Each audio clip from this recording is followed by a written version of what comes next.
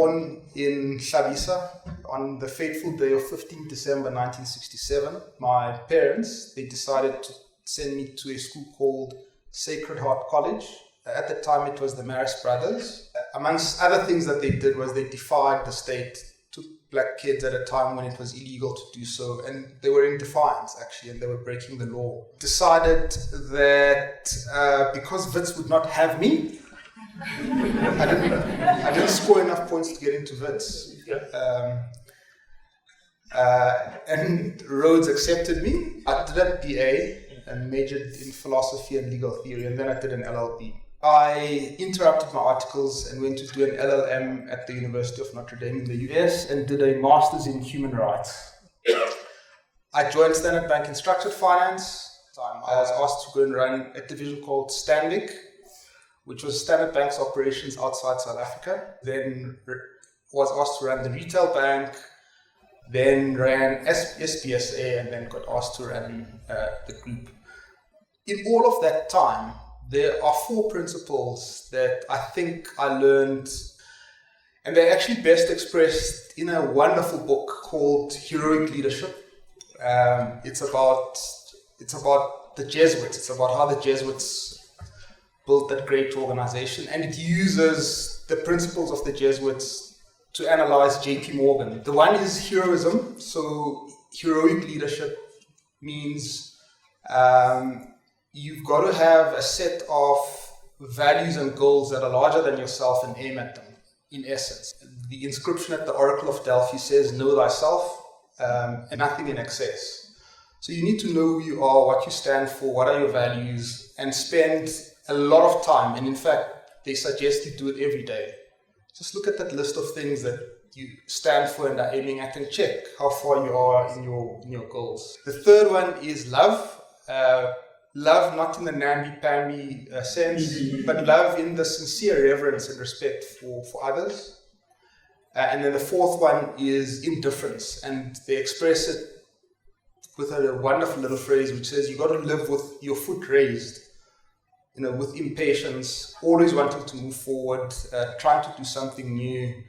If the organization asks you to move from one division to another one, being ready to do that, not being too attached to objects, money, people, relationships, but being committed to principles and values, and then having the flexibility. A lot of life is about perspective, isn't it?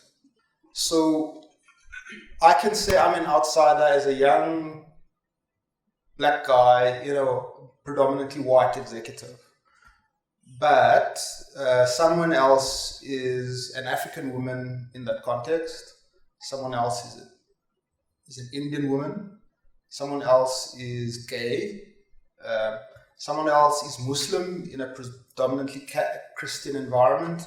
And so there are all of these many categories that make people feel excluded. Somebody in my position to have the empathy and the compassion for other people as well, whether they be blacks or whites, Indians, coloreds, Muslims, Christians, Hindus, etc.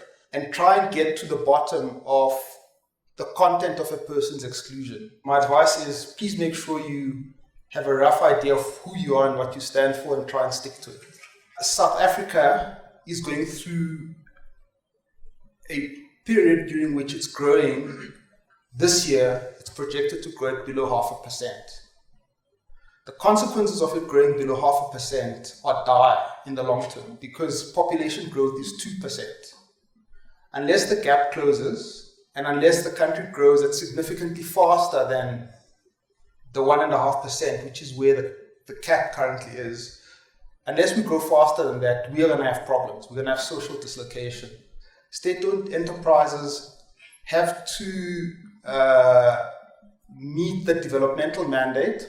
It's very important that they do that. So Eskom or Transnet, in the case of Transnet must execute its market demand strategy, because the country needs good logistics to generate economic growth.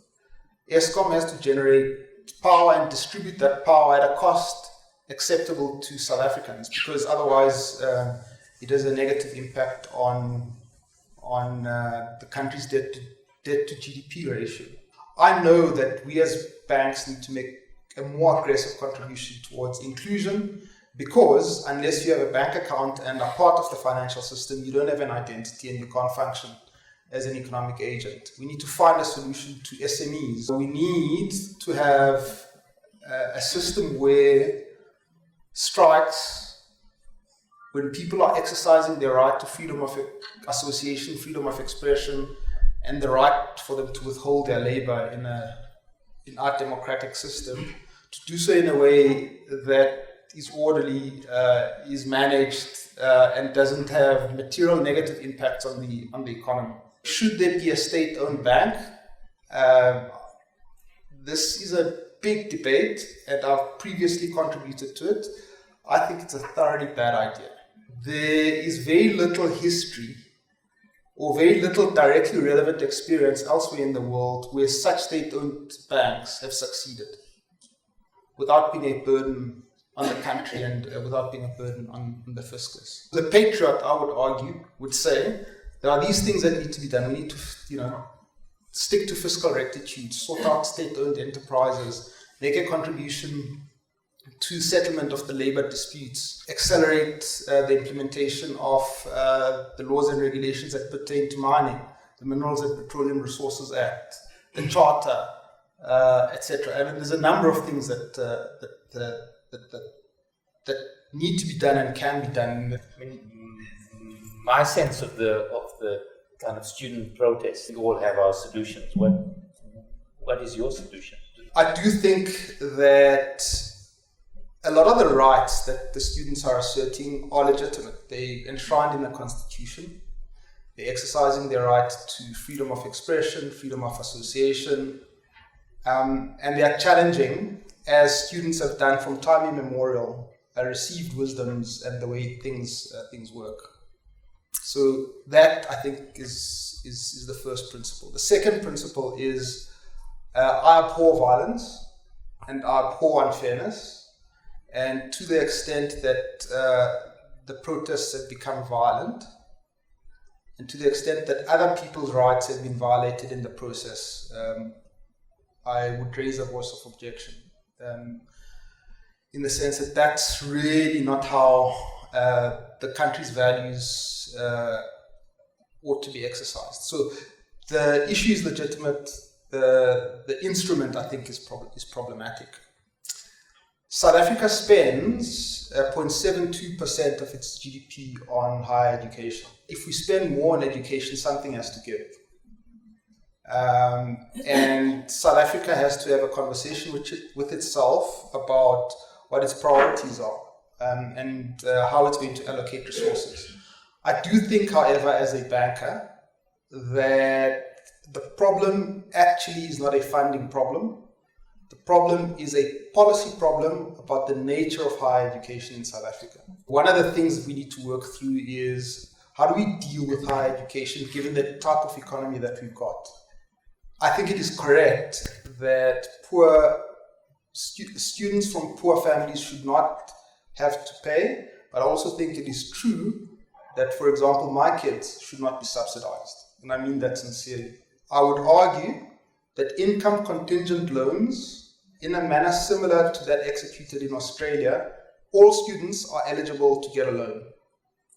Those that come from families earning a particular figure don't have to repay the loan, subject to certain conditions. That deals with poor students. Those that come from the middle class have to repay the loan if and only if, that's why it's called contingent, if and only if certain conditions apply, including the fact that they're generating sufficient income to repay the loan. The interest rate applicable on the loan must be no more and no less than South Africa raises its money at, so that you don't put a strain on the fiscus, and therefore you don't force the country into a false dichotomy. I think one of the things that is true about South Africa is that if you get a university education, the statistics suggest that you've got a 90% chance of getting a job, and that you will earn 40% more than somebody with a matric, almost from day one. So that's what the statistics say. it's therefore not unreasonable for people to say, well, then I demand a university education. But that's a policy problem. We've structured the education system to give rise to that outcome, so we have to address it. Part of the conversation in respect of the role of NSFAS, I think, goes towards addressing it this way. And the subsidies, yes, there are positive externalities from us studying, from people getting studies, which benefit society. So, the health system improves, people make a contribution to taxes. So therefore, there's an argument for them to get a break. Believe it or not, banks are involved in the conversation.